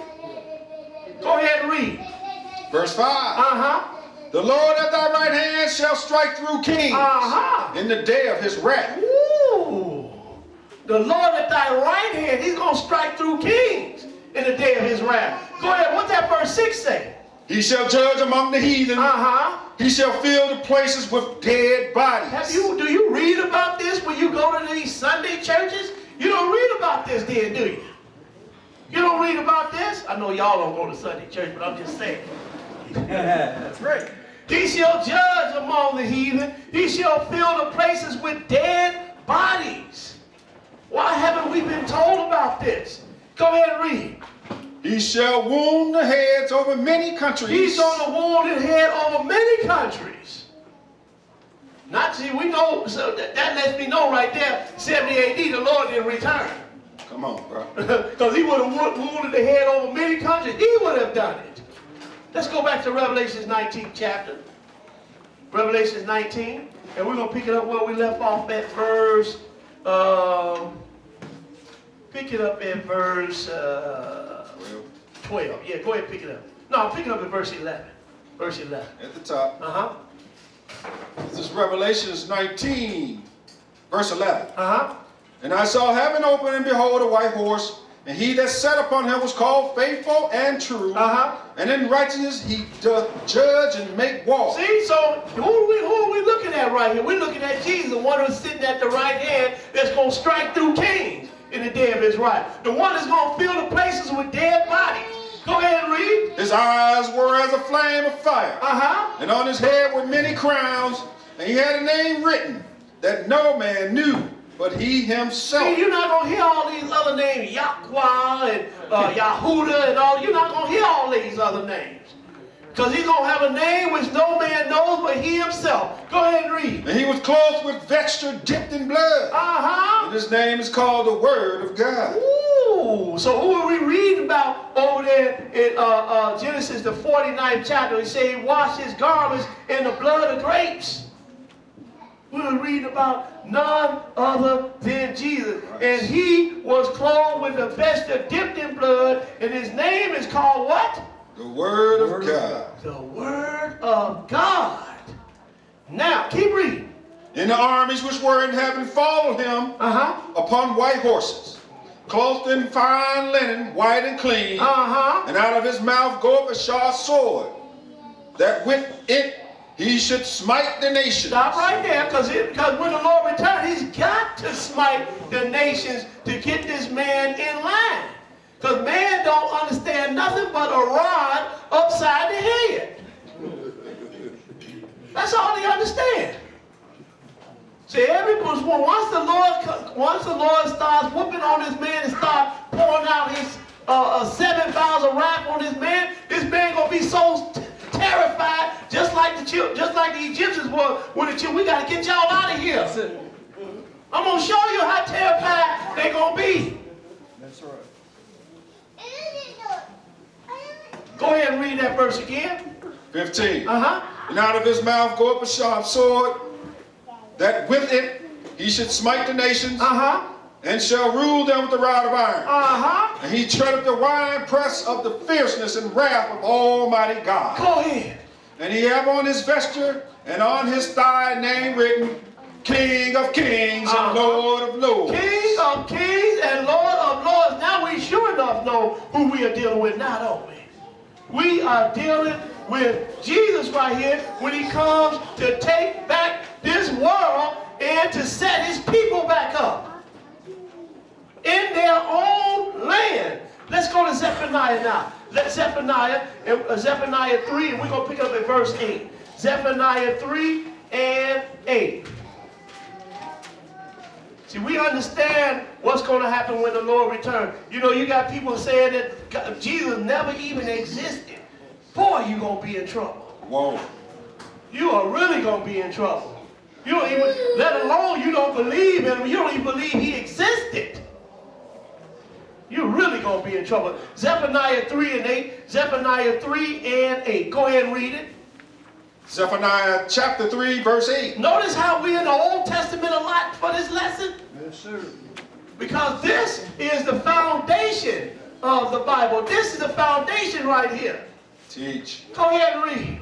Zephaniah 3, verse 8. Therefore wait ye upon me, saith the Lord, until the day that I rise up to the prey. Go ahead. For my determination is to gather the nations, that I may assemble the kingdoms, to pour upon them mine indignation. Now, has this happened yet? No, sir. Has the Lord gathered the nations together and poured out his wrath on them? No, sir. No, sir. Go ahead and read it. Even all my fierce anger. For all the earth shall be devoured with the fire of my jealousy. Ooh. He didn't say Israel going to be devoured with the fire of my jealousy. He said all the earth will be devoured with the fire of my jealousy. Verse 9. Go ahead and read it. For then will I turn to the people a pure land, that they may all call upon the name of the Lord, to serve him with one consent. Have you seen this yet? Will the Lord to return the people to a pure language? It's going to be one language. And all men are going to call upon the name of the Lord with one consent. That's if you want to live. If you don't want to live, then you won't be calling upon the name of the Lord with one consent. So but right here, he said he's going to change the people to a pure language. It's going to be one language. You know, just like it was at the Tower of Babel, one language. He's going to return the people to a pure language. Heard one brother said, well, this language is going to be Hebrew. I was like, man, that language has been stepped on, spit on, and you name it, it's been done to it. That is not no pure language. And nobody even speaks pure Hebrew right now. So we know he's not talking about Hebrew. But now, let's go to Isaiah the 34th chapter. Isaiah 34. Because when the Lord get ready to come back, he's got to beat this man down. I'm talking about the Hamite. I'm talking about the Shemite. I'm talking about the Japhethites. Everybody's got to be beat down. Yes, sir. Yes, sir. We had Isaiah 34, and we're going to pick it up at verse 1. Isaiah 34 and 1. When you get it, go ahead and read it. Isaiah chapter 34, verse 1. Come near ye nations to hear. Now look, he's talking to the nations again. Just like in Zephaniah, he was talking to the nations. Go ahead and read. Come near ye nations to hear, and hearken, ye people. Let the earth hear and all that is therein. The world. The what? The world. The world. And all things that come forth of it. For the indignation of the Lord is upon all nations. Did this happen in 70 AD? I keep stressing that because I got a brother keep saying that these things happen and all things fulfilled. I'm like, man, you haven't been reading no book. You certainly have been reading the Old Testament. Yeah, everything that's in the Old Testament has been fulfilled already. Well, when did this happen? When did this happen? Verse 2, one more time. For the indignation of the Lord is upon all nations, and his fury upon all their armies. He hath utterly destroyed them. He hath delivered them to the slaughter. Go ahead. Their slain also shall be cast out, and their stink shall come up out of their carcasses, and the mountains shall be melted with their blood. Go ahead. And all the hosts of heaven shall be dissolved, and the heavens shall be rolled together as a scroll. And that's when everybody's going to know that the Lord does exist. The God of Israel, he truly exists. Because that sky going to roll back like a scroll, And all their hosts shall fall down, as the leaf falleth off from the vine, Go ahead. and as a falling fig from the fig tree. For my sword shall be bathed in heaven. Behold, it shall come down upon Idumea. Stop right there now. Stop right there. Who is Idumea? That's Esau. Edom or Esau. So Esau, some people say he doesn't exist because the Lord destroyed him already. Well, at this time right here, at the return of the Lord, he said what? And all the hosts of heaven shall be dissolved, and the heavens shall be rolled together as a scroll, and all their hosts shall fall down as a leaf falleth off from the vine, and as a fallen fig from the fig tree. So the stars haven't fell yet. The moon, none of that has fallen yet. Go ahead and read verse 5 again. For my sword shall be bathed in heaven. Behold, it shall come down upon Idumea, and upon the people of my curse, to judge them. Go ahead. The sword of the Lord is filled with blood. It is made fat with fatness, and with the blood of lambs and goats. Go ahead. With the fat of the kidney of rams. For the Lord has sacrificed in Bozrah. See, he got a sacrifice in Bozrah. Now, I'm not saying there's no Edomites in Bozrah. I never said that. But I'm not telling you that the Arabs are the Edomites. Because then if the Arabs are the Edomites, then who are the Arabs? That don't make sense. Go ahead and read. But the Lord going to get Esau wherever he in Bozrah, Jerusalem. He's going to give them wherever they are. He's going to reduce them to a stubble. So they're not just in Jerusalem. They be in Bozrah and they're in other countries too. They in New York. He's going to get them too. Go ahead and read. For the Lord hath sacrificed in Bozrah, and a great slaughter in the land of Idumea. And a great slaughter in the land of Idumea. Go ahead and read it. And the unicorns shall come down with them, and the bullocks with the bulls, and their land shall be soaked with blood. Go ahead. And their dust made fat with fatness. For it is the day of the Lord's vengeance. It is the day of the Lord's vengeance. And the year of recompenses for the controversy of Zion. He said, for the controversy of Zion. Because when the Lord returned, he's going to settle that controversy. Remember, Jerusalem was fought over for 1,900 years. It is still being fought over by the Edomite Jews and by the Arabs and by other nations that's there right now. But he's going to settle that controversy. And I'm going to show you how he's going to settle this controversy. Let's go to Jeremiah 30. Jeremiah 30.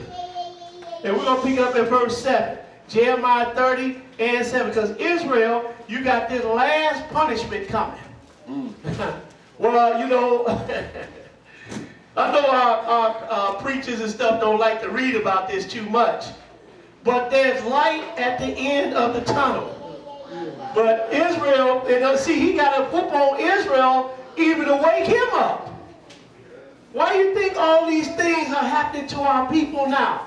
Because he's trying to wake our people up. But, you know, our people still sleep. I know you got them people called the conscious community, think they waking people up. But them people still sleep. They sleep. They still sleep. This is what you should be listening to in order to be awakened. Jeremiah 30 and 7. Jeremiah 30 and 7. Because this is talking about us. Go ahead and read it. Jeremiah chapter 30, verse 7. Alas, but that day is great, so that none is like it. It is even the time of Jacob's trouble. This day is going to be great, so that there is none like it. It is even the time of Jacob's trouble.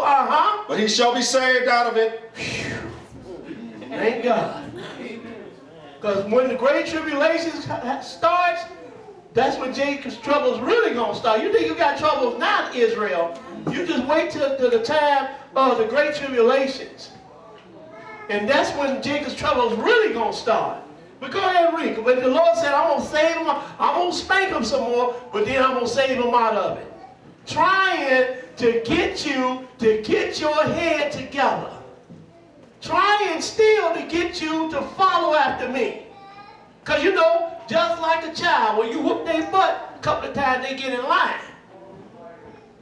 And that's what the Lord has to do to these people. Whoop their behinds a little bit to get them back in line. But go ahead and read. Yes, sir.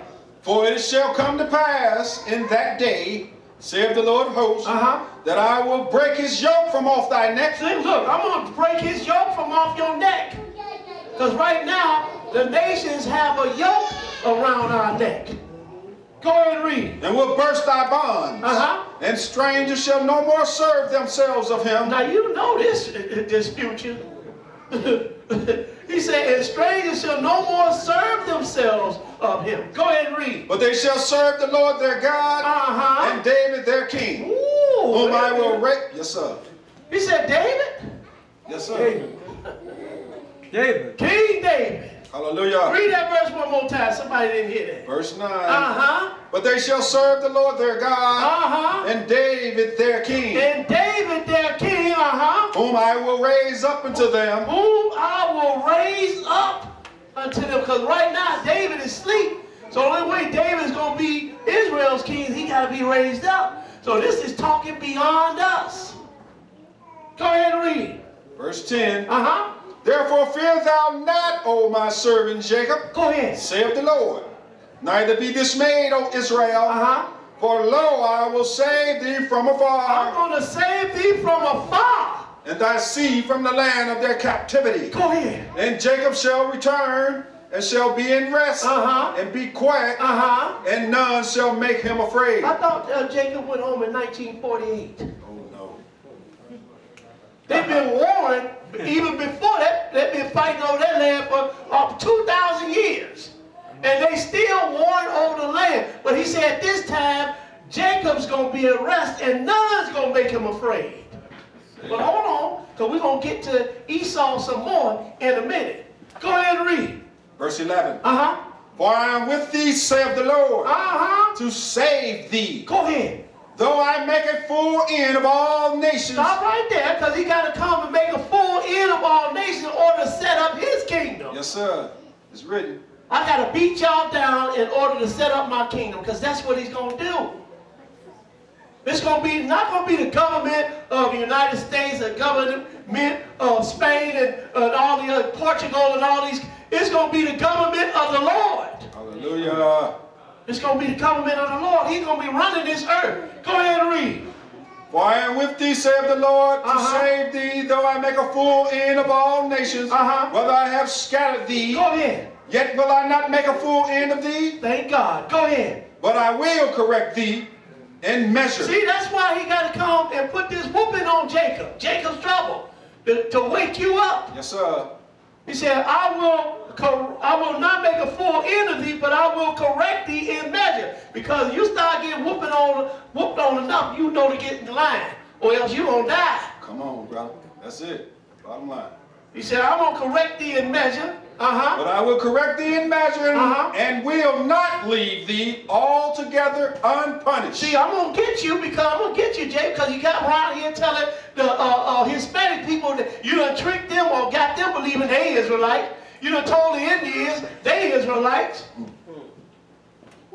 And then you're standing out in front of everybody, cussing everybody out, that you're supposed to be teaching them the word of God, you cussing them out.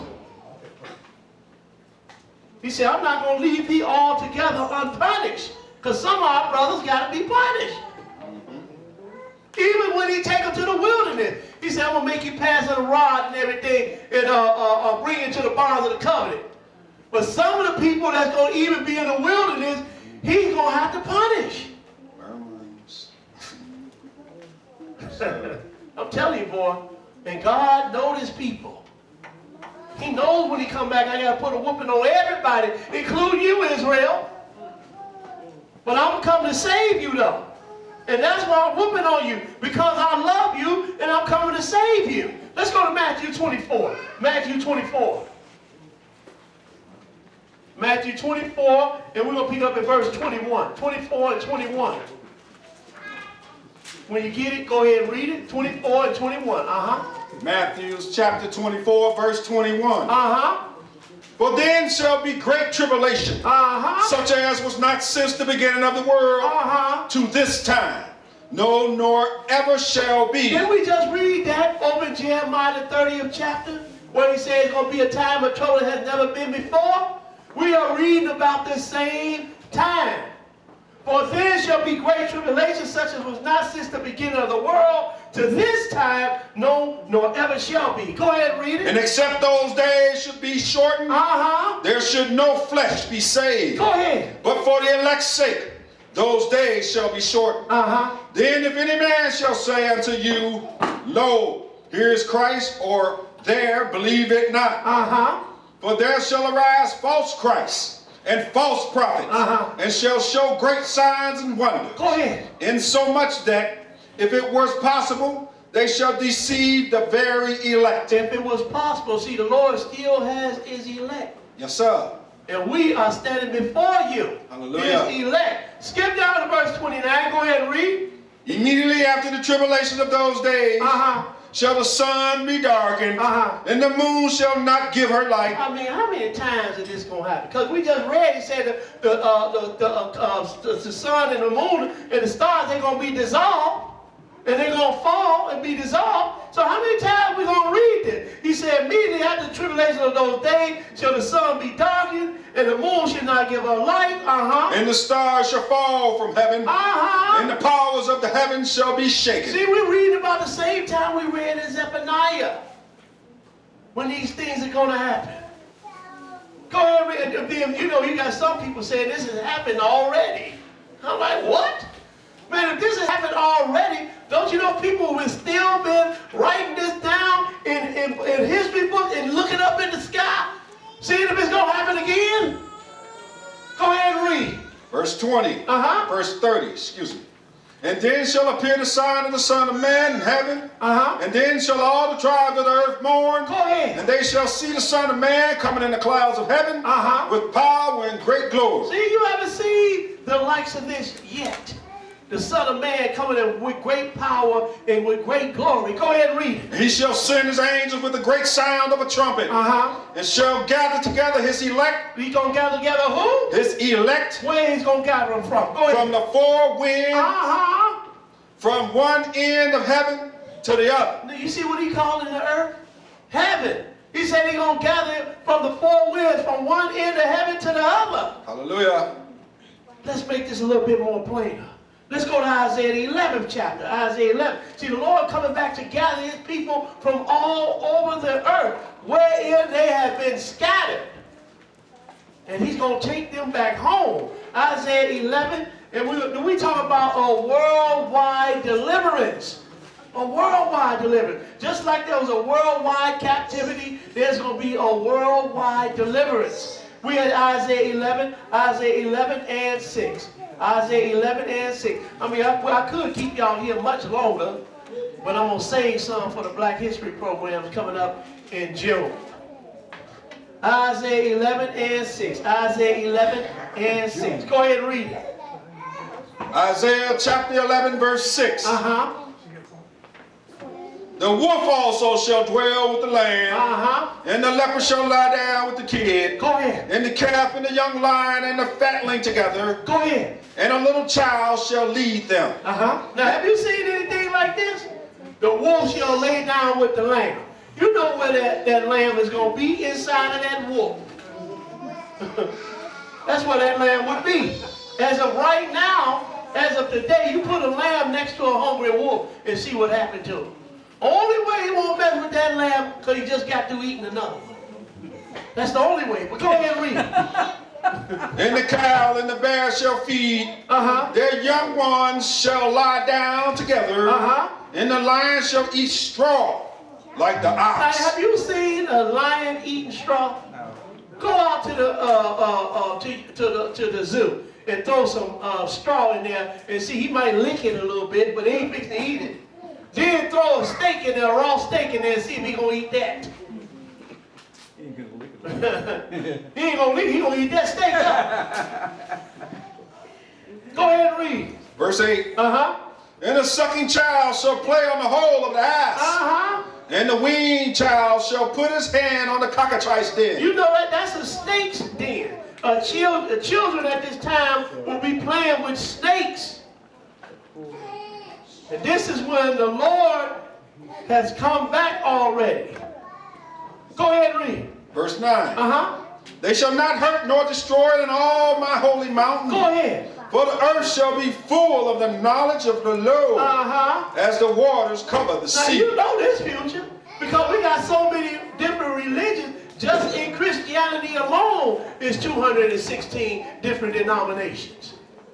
You understand? Not to mention Islam, Buddha, all these other religions that's out here. But at this time, he said, the earth shall be full of the knowledge of the Lord as the waters cover the sea. Now we know this is talking future. Look at what he's going to do. Go ahead and read. Verse 10. And in that day there shall be a root of Jesse. Skip down to verse 11.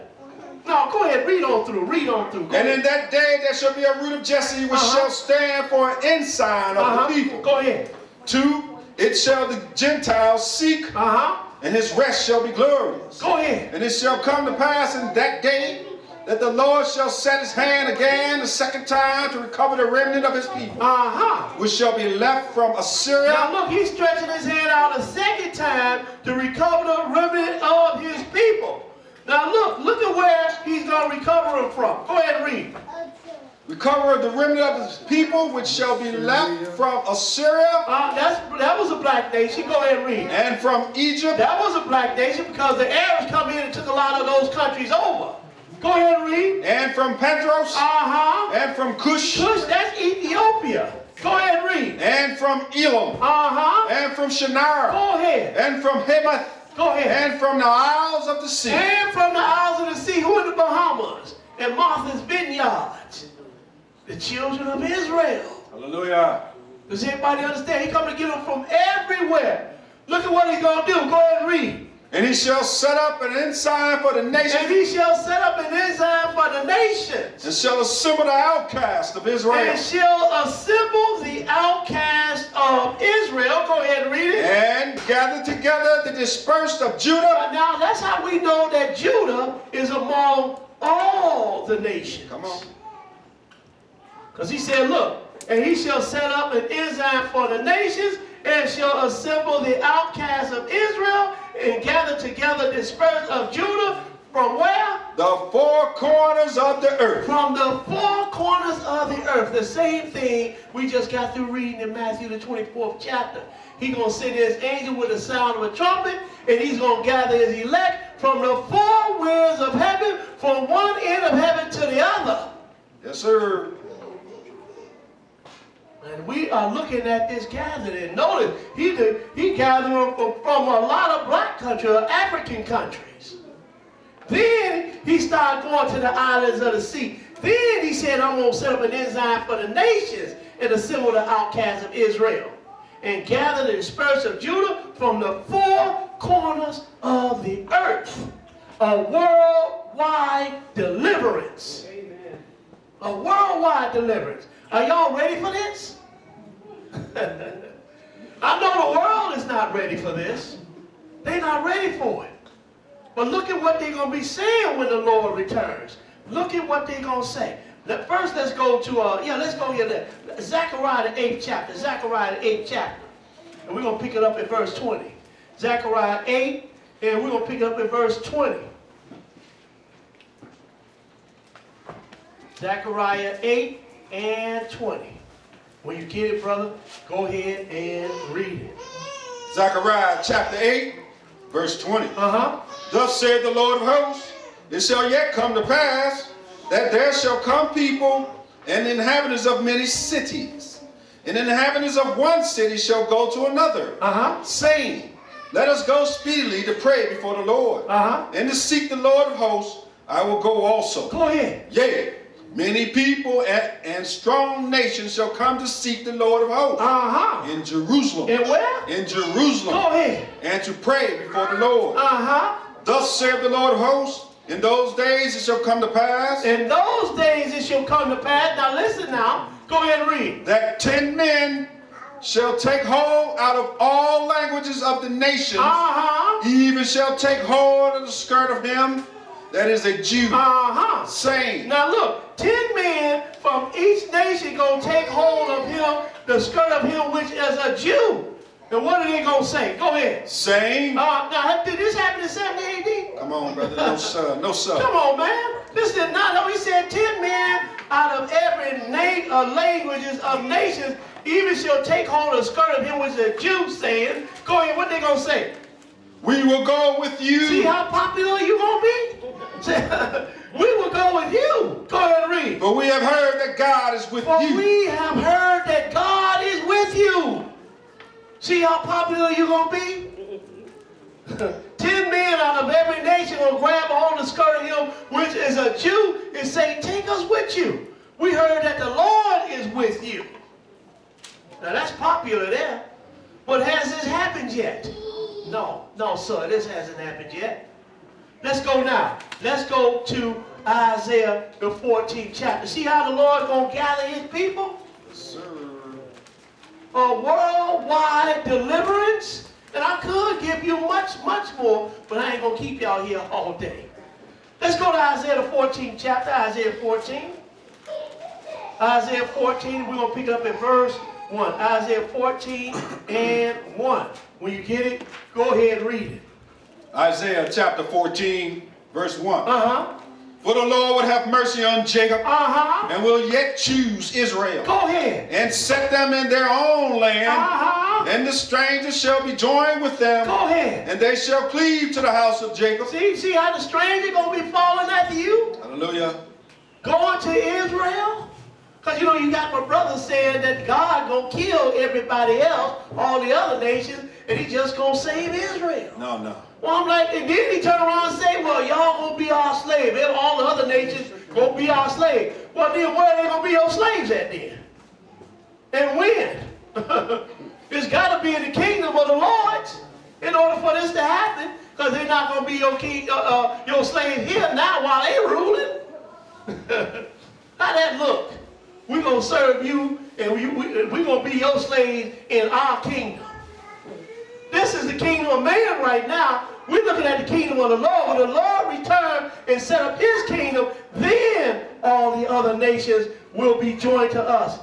Go ahead and read. Verse 2, go ahead. And the people shall take them, and bring them to their place. Go ahead. And the house of Israel possess them in the land of the Lord for servants and handmaids. Go ahead. And they shall take them captives, whose captives they were. The ones that had Israel, they captives, they're going to be Israel's captives. So Israel, you won't be the captive no more, you'll be the captor. All those nations that had us in captivity, we will have them in captivity. Go ahead and read. And they shall rule over their oppressors. And they shall rule over their oppressors. But that's going to be in the kingdom of the Lord. Teach. And then once that 1,000 years is up, we're going into the 8th day. Won't be no more flesh. So Israel, you won't be ruling nothing then. Because God is going to be ruling everybody. Make it plain. There won't be no more flesh. You finish that verse 3? Go ahead, verse 3. I'm sorry. Go ahead. And it shall come to pass in the day that the Lord shall give thee rest from thy sorrow, and from thy fear, Go ahead. and from the hard bonds wherein thou was made to serve. That's when the yoke will be lifted off of our necks. That's when our bondage will be over. But then, that's when Esau's bondage going to begin. And all the other nations going to begin. When ours is over. And so far, it is not over. It is not over. Let's go to Revelation 3 and 9. We got one more after this. Revelation 3 and 9. So there will be a worldwide deliverance for the people of God. A worldwide deliverance. And I'm just waiting. Just waiting. A lot of time I don't even go nowhere hardly no more now. Unless the wife want to go out somewhere. I go to work and go back home. Whereas I used to run the streets. Now I'm waiting on the Lord.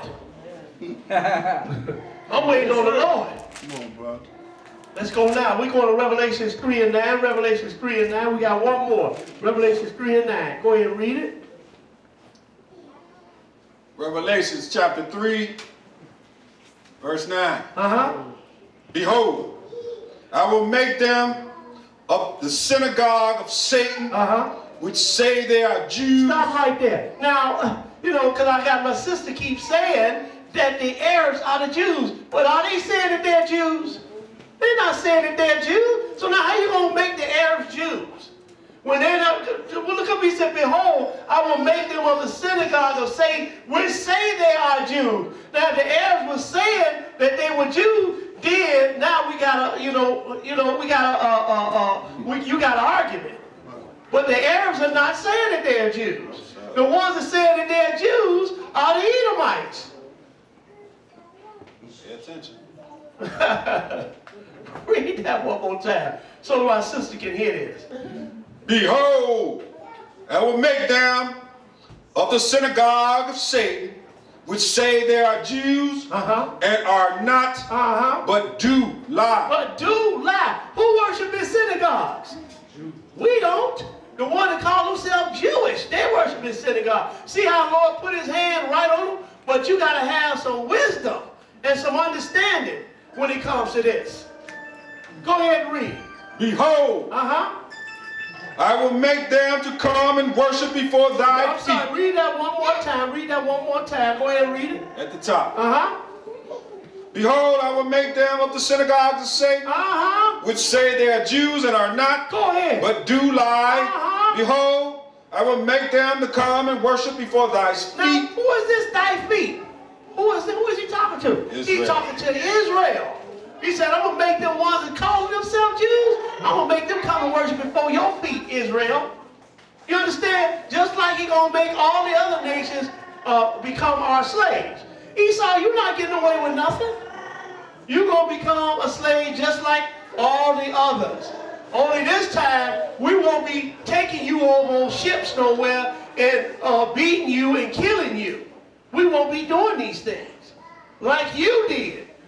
So you just wait till the Black History program. We're going to really get down into this. I'm just saving it, though. But, ooh. Go ahead and finish that. Yes, sir. Yes, sir. Behold, I will make them come and worship before thy feet. Worship before thy feet, and to know that I have loved thee. See, the Lord have always loved his people. But his people have transgressed against him so much that he said, you know what? I done had it up to here with y'all. And I'm going to cast y'all into slavery in all nations. And that's what has happened to our people. We have been brought into slavery into all nations. How? Just like the Lord said in Deuteronomy 28th chapter and verse 68, you're going to go into captivity on ships. And there you should be sold unto your enemy for bondmen and bondwomen. And that hadn't happened to the one that called himself a Jew. You know what he said? One of the Jewish guy told me not to, and I'm not making fun of him. He said two ships came and got him in Jerusalem. I said, brother, we talking about, and I did call him brother because he is our brother. That's Esau, our brother. I said, brother, when the Lord said a worldwide captivity, he ain't talking about no two ships. He talking about hundreds of ships. And then it take at least 1,000 years for the children of Israel or people to be taken into all nations. Do you know how long the Arabs had us as slaves? 1,400 years. And they still have slaves. That has been their business all the way from the times of Joseph. Well, let me keep moving. Behold, I will make them come and worship before thy feet, and to know that I have loved thee, Israel. Now we're going to Ezekiel 36. It's going to be last. Ezekiel 36, and we're going to pick it up at verse 4. Ezekiel 36 and 4. See all of this that you will learn reading the Old Testament? And see all that you will learn looking at or hearing one of the Lord's servants, one of the Israelites. Because the Lord made a covenant with the children of Israel that my word is going to be in your mouth, Israel, for an everlasting covenant. Ezekiel 36 and 4. Now look at what he's going to do for the children of Israel. And look at what he's going to say about Edom. And I tried to show my sister this, but she wasn't having it. Bozrah. I'm like, Bozrah? Israel. Jerusalem. Because that's where the Lord going to judge Esau at. On Zion. That's where he's going to be judged. And then the kingdom will be... Let me be quiet. Ezekiel 36 and 4. Ezekiel 36 and 4. Go ahead and read it. Ezekiel chapter 36, verse 4. Therefore, ye mountains of Israel, hear the word of the Lord God. Thus saith the Lord God to the mountains and to the hills, and to the rivers, and to the valleys, and to the desolate wastes, and to the cities that are forsaken, which became prey and derision to the residue of the heathen that are round about. Go ahead. Therefore thus saith the Lord God, surely in the fire of my jealousy have I spoken against the residue of the heathen, and against all Idumea. Against the residue of the heathen, and against Idumea. Who is Idumea? Esau. And we know the very two that conspired to take over the land was who? Esau and Ishmael. Those were the main two culprits. And you know what? They done it. They have done it. Go ahead and read. And against all Idumaea, which have appointed my land into their possession. They have appointed the Lord's land, which is Jerusalem, into their possession. And that's who's sitting right there now. Go ahead and read. With the joy of all their hearts. With despiteful minds. Go ahead. To cast it out for prey. Now, skip down to verse 8. Skip down to verse 8. Go ahead. But ye, O mountains of Israel, ye shall shoot forth your branches and yield your fruit to my people of Israel. Go ahead. For they are at hand to come. They are at hand to come. At hand to come. A worldwide deliverance. Go ahead and read. For behold, I am for you, and will turn unto you. Go ahead. And ye shall be tilled and sown. Keep on reading. And I will multiply men upon you. I'm going to multiply men on you who? All the house of Israel. All the house of Israel. Not 1948 where you just had some Edomites to go back. You understand? But this time he said, all the house of Israel I'm going to multiply upon you. Israel. Go ahead and read. Even all of it. And the city shall be inhabited. Go ahead. And the waste shall be builded. And I will multiply upon you man and beast. And they shall increase and bring fruit. And I will settle you after your old estates. I'm going to settle you, Israel, after your old estates. What are you going to do? And I will do better unto you than at your beginning. I'm going to do better to you, Israel, than at your beginning. And I can't wait. I hope I'm around to see it. Even when I'm an old man with a cane in my hand, I would love to see it. Go ahead and read. And ye shall know that I am the Lord. Then you're going to know that I am the Lord. Go ahead and read it. Yea, I will cause men to walk upon you, even my people Israel. Go ahead. And they shall possess thee. And thou shalt be their inheritance. You know, God, he's so powerful. So he prophesied to the land. He's prophesying to the land. So look, my people coming and they going to possess you. Go ahead and read. And thou shalt no more henceforth bereave them of men. Now, is that country still being bereaved of men? Is that land still being bereaved of men? Every day. Every day, that land is still being bereaved of men. Skip down to verse 22. Skip down to verse 22. So therefore, we know that the children of Israel have not come home yet. Verse 22. Go ahead and read it. Therefore say unto the house of Israel, thus saith the Lord God, I do not this for your sakes, O house of Israel, but for my holy name's sake, Go ahead. which ye have profaned among the heathen, whether ye went. I will sanctify my great name, which was profaned among the heathen, which ye have profaned in the midst of them. And the heathen shall know that I am the Lord. See, even the nations are going to know that he is the Lord. Even the nations going to know. Go ahead and read. And the heathen shall know that I am the Lord, saith the Lord God, when I shall be sanctified in you before their eyes. Ooh. He said, I'm going to be sanctified by you before their eyes, sanctified in you before their eyes. And that's at the time the Lord going to come and gather his people and take them back into their land. Hallelujah. I'm going to be sanctified in you, Israel, before the nation's eyes. Go ahead and read. For I will take you from among the heathen and gather you out of all countries. Go ahead. And will bring you into your own land. Into whose land? Your own. Your own land. See, they've been fighting over that land for 1,900 years, and it don't belong to neither one of them. Lord said, I'm going to bring you back into your own land. Go ahead and read. Then will I sprinkle clean water upon you. Uh-oh, now I got to clean you up. Yes, sir. Go ahead and read. And ye shall be clean from all your filthiness. Go ahead. And from all your idols will I cleanse you. Go ahead. A new heart also will I give you. A new spirit will I put within you.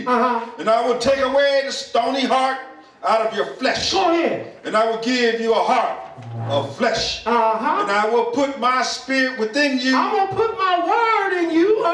and cause you to walk in my statutes. Stop right there. And cause you to walk in my law. Hallelujah. Because this is what the problem with Israel right now. They don't want to walk in God's statutes, in his commandments. But at this time, when the Lord returns and he brings his people back to the land, he's going to put his spirit on them and he's going to cause them to walk in his law. Yes, sir. Yes, sir.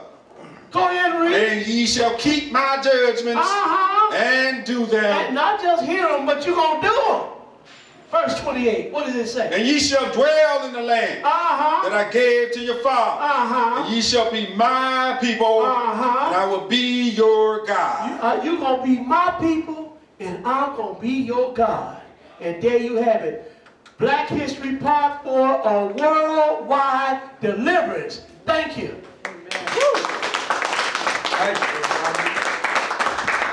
Now we're going to have a reading of the announcements. All praises to the Most High God. Grace and peace to our brothers and sisters here at the Israel's Church of the Living God. If this is your first visit, we hope you will come back and worship with us again next Sabbath. There is no eating or drinking in the sanctuary with the exception for water.